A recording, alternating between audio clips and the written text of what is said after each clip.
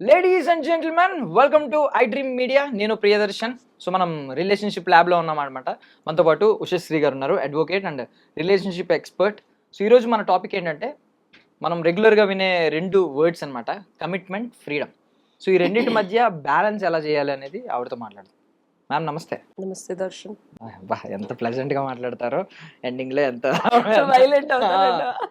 ఒకసారి ఫస్ట్ మాత్రం ఏదో సునామీ రాకముందు సముద్రంలో అలా ఉంటారు, తర్వాత ఓకే ఓకే ఫ్రీడమ్ అంటూ ఉంటారు, కమిట్మెంట్ అంటూ ఉంటారు. లైక్ సన్ ఆఫ్ సత్యమూర్తిలో ఒక డైలాగ్ ఉంటుంది, కొన్నిసార్లు పట్టుకోవాలి, కొన్నిసార్లు వదిలేయాలి. అంటే చాలా ఎగ్జాంపుల్ పురాణాల్లో చెప్పి మంచి డైలాగ్ త్రివిక్రమ్ శ్రీనివాస్ రాశారు. 100%. సో ఇక్కడ కూడా ఈ ఫ్రీడమ్ ని అండ్ కమిట్మెంట్ ని బ్యాలెన్స్ చేయాలి. ఎక్కడ ఫ్రీడమ్ అప్లికేబుల్ అవుతుంది, ఎక్కడ కమిటెడ్ గా ఉండాలి అనేది కొంచెం క్లారిటీ ఇస్తారు. భార్యాభర్తల మధ్యలోనా, భార్యాభర్తలు ఇప్పుడున్న రియాలిటీ టుగెదర్ రిలేషన్షిప్స్ ఎక్కువ నడుస్తున్నాయి. అండ్ 7 years 9 years 10 years కూడా చాలా మంది లివ్ ఇన్ లో ఉంటున్నారు. కాలమాన పరిస్థితుల్ని బట్టి ఎలాంటి సందర్భాలు వచ్చినా సరే విడిపోవట్లేదు. కానీ ఇదే ఇద్దరు వ్యక్తులు పెళ్లిళ్ళు చేసుకుంటే వేరేలా ఉంటున్నారు. ఈ సందర్భంలో చెప్పమంటావా? యా, ఫస్ట్ లివింగ్ గురించి మాట్లాడుకుందాం. లివింగ్ టుగెదర్ రిలేషన్షిప్ లో చాలా వరకు కాంప్లికేషన్ ఆఫ్ కమిట్మెంట్ అనేది ఒక లీగాలిటీతో ఉండదు. పెళ్లి, చుట్టాలు, సొసైటీ అనేది ఎక్కడ ఉండదు, అవునా? సో కాబట్టి వాళ్ళేంటి, నువ్వు నేను మనిద్దరం ఈ ఇల్లు సుఖంగా ఉన్నామా లేదా, సంతోషంగా ఉన్నామా లేదా, హాయిగా ఉన్నామా లేదా, కమిటెడ్గా ఉన్నామా లేదా, ప్లెజెంట్గా ఉన్నామా లేదా, ఇక్కడ ఎక్కడ ఫ్రీడమ్ కి భంగం కలిచే actions, reactions, modes, conversations, thinking ఉండదు. అంత చాలా బాగుంటుంది, అవునా కదా? సో ఇందులో అసలు ఫ్రీడమ్ అనే క్వశ్చనే లేదు, అవునా? ఎందులో ఫ్రీడమ్ అనే క్వశ్చన్ వస్తుంది? పెళ్ళైన తర్వాత. అండ్ ఇదే ఇద్దరు వ్యక్తులు పెళ్లి చేసుకున్నా వస్తుంది, అవునా? సో ఇక్కడ నీ ప్రశ్న ఏంటి? నువ్వే చెప్పేసావు ఆన్సర్. సొసైటీ చూస్తుంది ఇలా ఉండాలి అలా ఉండాలని లేదు. ఒకవేళ లివింగ్ లో ఎప్పుడైనా ఇద్దరికి కుదరకపోతే విడిపోయే ఛాన్స్ ఉంది, ఎవరికి తెలియదు, అక్కడితో ఎండ్ అయిపోద్ది. బట్ కమింగ్ టు మ్యారేజ్, ఎక్కడెక్కడ ఫ్రీడమ్, కొన్ని కొన్ని విషయాలు, ఈవెన్ అబ్బాయి కావచ్చు అమ్మాయి కావచ్చు, కొన్ని కొన్ని విషయాల్లో ఫ్రీడమ్ వదిలితే మంచిది, అన్ని పట్టుకోకూడదు. కొన్ని కొన్ని విషయాల్లో మాత్రం కమిటెడ్గా ఉండాలి ఇద్దరు కూడా.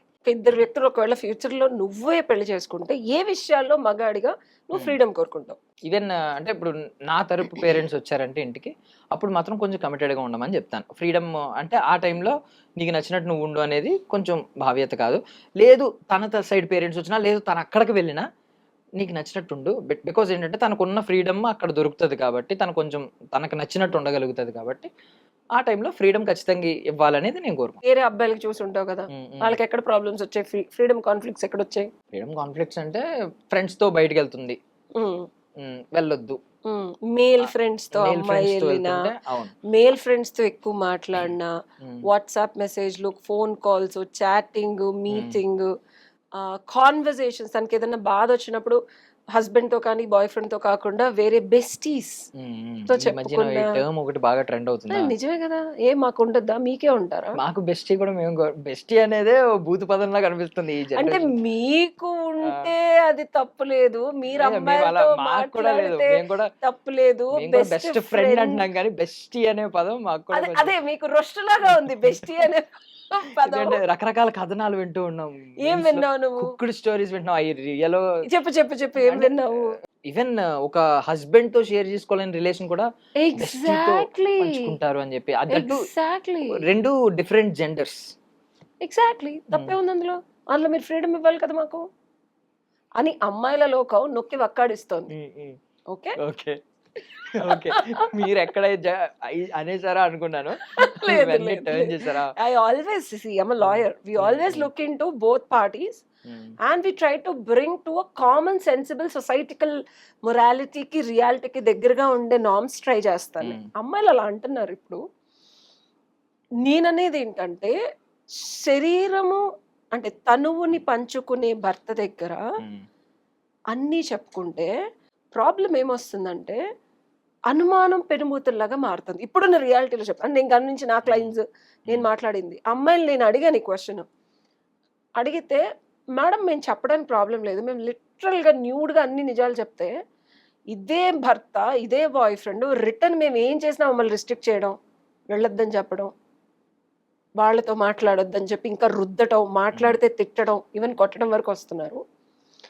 మేము మాలా కాకుండా తనకు నచ్చినట్టు ఉండాలని రిలేషన్షిప్లో రుద్దుతున్నారు.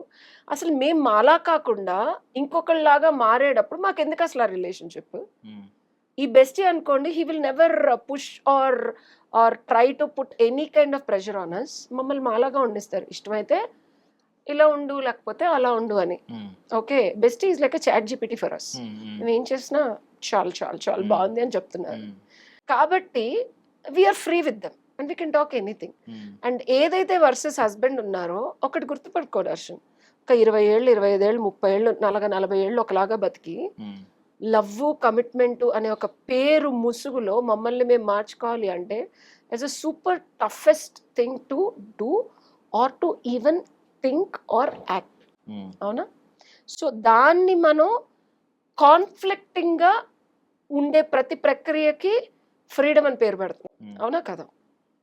నాతో కమిటెడ్ గా ఉండి ఎట్టి పరిస్థితుల్లోనూ ఏం జరిగినా నా చెయ్యి వదలను అని ఏ అమ్మాయి ఏ అబ్బాయి ఇద్దరికి ఒకళ్ళు చెప్పుకుంటే కమిట్మెంట్. అవునా?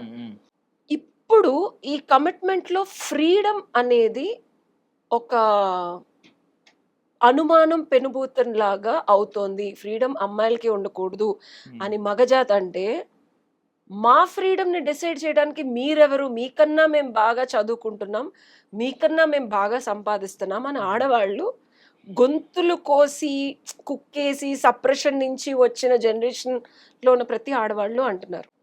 Most of the relationships breakup అవడానికి ఆడవాళ్లే కారణం. పచ్చిగా చెప్పాలంటే, నేనేమి నువ్వు అన్ని వీడియోస్లో అంటావు స్త్రీ పక్షపాతనని కాదు.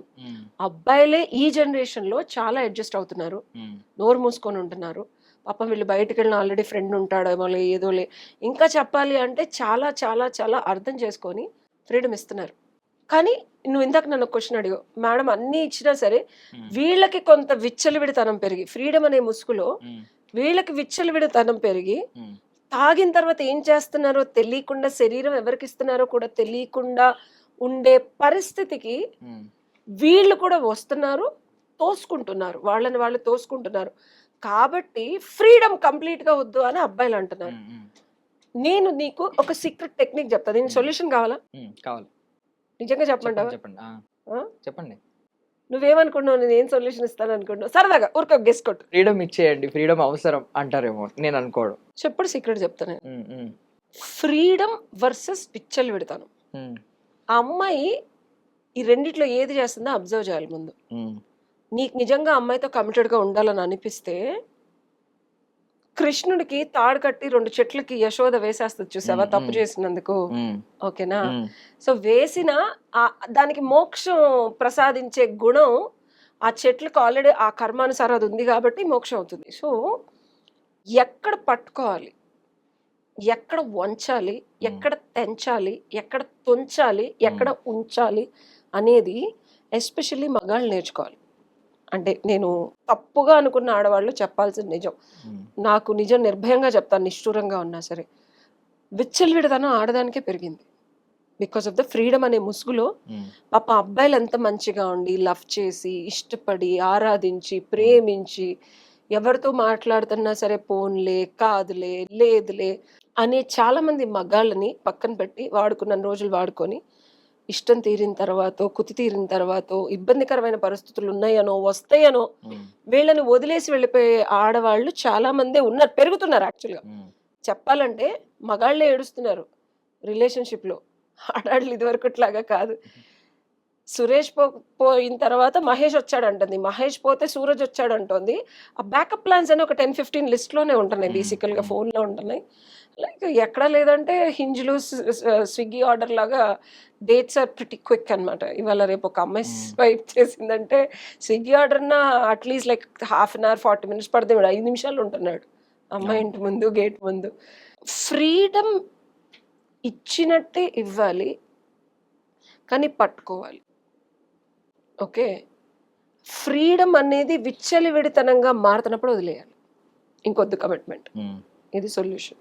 ఇచ్చినట్టే ఇవ్వాలి, పట్టుకోవాలి. కమిటెడ్ గా ఉంది ఆ అమ్మాయి అంటే ఫ్రీడాన్ని విచ్చలవిడితనంగా వాడుకొని అమ్మాయిలకి ఇవ్వాలబ్బా, వాళ్ళకి తెలుసు limits. They know. Um, okay, వాళ్ళని కూడా పట్టి పీడించకూడదు. ఎవరితో వాళ్ళకి ఫ్రెండ్స్ ఉంటారు, బెస్టీస్ ఉంటారు. They don't go and do any non sense and they know they will come back to you and they were committed to you. So వాళ్ళ space, వాళ్ళ zone, వాళ్ళ కొలీగ్స్ తో మాట్లాడటం, పార్టీ చేయడం, ప్రతిదీ అప్డేట్ చేస్తారు, లొకేషన్. అట్లాంటి వాళ్ళని కూడా నువ్వు వాళ్ళతో మాట్లాడద్దు, వీళ్ళతో మాట్లాడద్దు అన్నది. Correct. సో ఎక్కడ ఇవ్వాలో అక్కడ ఇచ్చేయండి. మిస్యూజ్ చేసుకున్న వాళ్ళకి మనం విచ్చలు ఎంత విడతనం freedom అన్నా చేయనప్పుడు ఇవ్వాలి. ఉమ్, వాళ్ళే తీసుకోవడానికి ఇష్టపడరు. కొన్ని రోజుల తర్వాత నిజంగా నువ్వు అంత స్పేస్ ఇస్తండి. ఇది ట్రిక్. ఉమ్, ఓకేనా.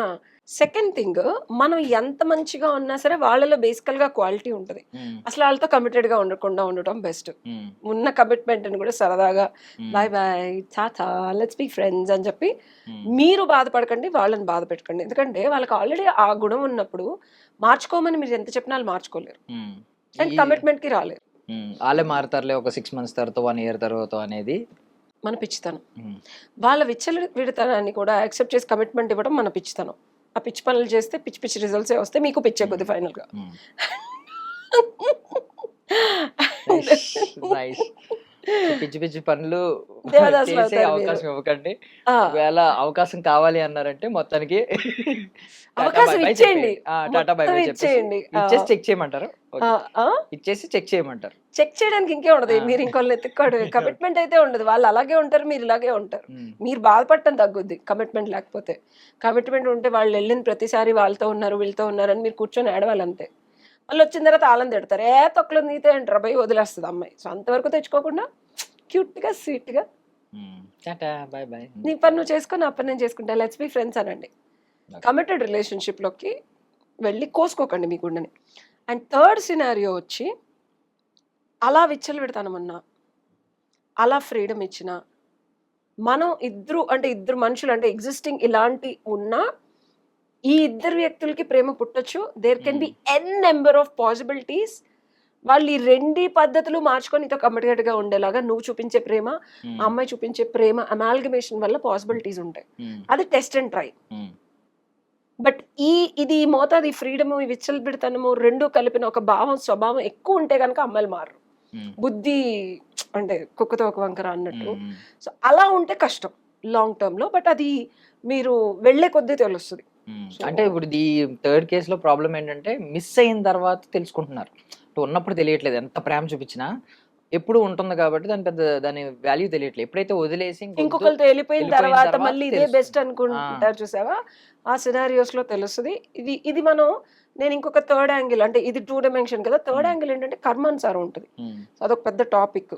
ఎందుకు మిస్ చేసుకుంటున్నారు, ఎందుకు వీళ్ళ దగ్గర నుంచి వెళ్ళిపోతున్నారు అనేది కూడా ఇంపార్టెంట్. ఆ కర్మానుసారం లేకపోతే శివాగ్ని లేనిదే చీమైనా కుట్టదు అంటారు.